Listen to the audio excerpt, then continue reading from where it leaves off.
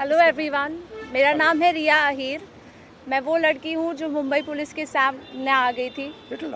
You guys से कि ये वो लड़की है जो वायरल हो गई है, जिन्होंने मुंबई पुलिस को रोका था। बट मैं मीडिया से ये कहना चाहूँगी, मैं वो लड़की हूँ जिन्होंने 20 बच्चों को अनलॉफुली डिटेन होने से रोका था। Please change your narrative, change your perspective. पर जो भी मैंने किया उसकी वजह से मुझे बहुत हरास किया जा रहा है। ट्रोलिंग नहीं बोलूँगी मैं, क्योंकि ये ट्रोलिंग नहीं है, ये क्राइम है।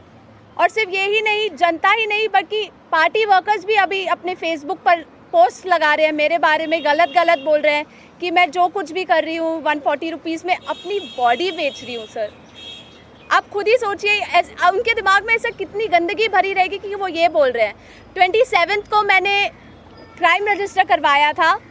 आज 5 तारीख है, मेरे हाथ में अभी तक FIR नहीं आया है। ना ये बेटियों को पढ़ने दे रहे हैं, ना ये बेटियों को बचने दे रहे हैं। मैं बस आपसे इतना कहना चाहूँगी कि एज मीडिया हमारी सबकी रिस्पॉन्सिबिलिटी होती है कि जिन बच्चों के लिए मैं खड़ी थी अब वो मेरे लिए खड़े हैं। एज ए सिटीज़न हमारी भी रिस्पॉन्सिबिलिटी है कि एक दूसरे के लिए हम खड़े रहें। Thank you. मेरा नाम मुस्कान है। मैं ज़्यादा कुछ नहीं बोलूँगी, मैं बस इतना बताऊँगी that I was one of the peaceful protesters at Delhi Jantar Mantar. मेरा सवाल बस ये है कि जब मैं शांति से चल रही थी तो पुलिस ने मुझे मारा क्यों? RAF ऑफिसर्स ने मेरे ऊपर लाठी क्यों बजाई? और जब ये साफ साफ रूल है कि आप थाई के ऊपर नहीं मार सकते हो और एक मेल ऑफिसर किसी लड़की को नहीं मार सकता, तो एक मेल RAF ऑफिसर ने why did he try to jab a baton into my buttocks? मेरा बस इतना सा सवाल है। और अगर इसके लिए जिसको भी उसने ऑर्डर दिया था, अगर वो आके मुझसे माफ़ी मांग ले तो मुझे भी बहुत खुशी मिल जाएगी। एंड सेकेंडली, क्योंकि मैंने बोला कि मेरा नाम मुस्कान है, मैं एडिशनली ये भी ऐड करना चाहूँगी कि सरनेम मेरी शर्मा है। और ये मैं इसीलिए बता रही हूँ क्योंकि आजकल हर कोई मान के बैठा है कि मैं मुस्लिम हूँ और इसीलिए मुझे और ज़्यादा गालियाँ मिल रही हैं। And that does not tell anything about me, but that tells a lot about the narrative जो इस कंट्री में अभी सेट हो रहा है कि अगर इसने सरकार के खिलाफ बोल दिया तो ये तो मुस्लिम है, और जैसे ही आप किसी को मुस्लिम बना देते हो समहाउ वो अपने आप ही एंटी नेशनल कैसे बन रहा है। तो हम इस नैरेटिव को बहुत ज़्यादा आजकल फॉलो कर रहे हैं, और ये जितनी भी ट्रोलिंग आजकल हो रही है इंटरनेट पे, जितना भी हरासमेंट हम लोग फेस कर रहे हैं, ये इस कंट्री का नैरेटिव बताता है बहुत साफ साफ। थैंक आप सब लोगों से सवाल है कि आप कह रहे हो इंटिमिडेट किया जा रहा है, आप कह रहे हो डराया जा रहा है, आपकी परीक्षा हो रहा है, even then you are standing here. What makes you standing here? No, but I want to say something else, which is even more powerful. That there are young people who are standing here in front of India's press. But Amit Shah and the Prime Minister don't have the courage to stand here. अगर ये बाहर जाएगा उसके बाद हमें रोज़ और गालियाँ पड़ने वाली हैं। They are क्योंकि Indian. कल को मेरे साथ गलत होगा, मेरे साथ कोई आके खड़ा नहीं होगा अगर आज मैं दूसरों के लिए आवाज़ नहीं उठाऊंगी। और ये ऐसी कंट्री है, टू बी वेरी ऑनेस्ट, जिन लोगों को मेरी सुरक्षा करनी चाहिए उस दिन मैं उन्हीं लोगों से पिट रही हूँ।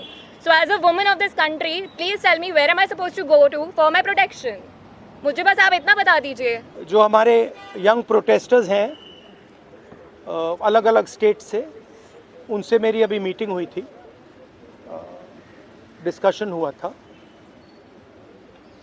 Frank discussion. सबसे पहले मैं इनके जैसे जो हज़ारों यंगस्टर्स हैं, इनका और उनका धन्यवाद करना चाहता हूं कि ये कॉन्स्टिट्यूशन के लिए लड़े, एजुकेशन सिस्टम के लिए लड़े और इंडिया के फ्यूचर के लिए लड़े। मेन डिस्कशन वायलेंस पे था, हिंसा पे था, और इनका कहना है कि इन्होंने किसी पर हिंसा नहीं की, मगर इनका नॉन स्टॉप हरासमेंट हो रहा है, इनको धमकाया गया और इन पर लाठियां चलाई गई, इनको मारा गया। तो मैं चाहूँगा कि दो शब्द ये भी बोलें।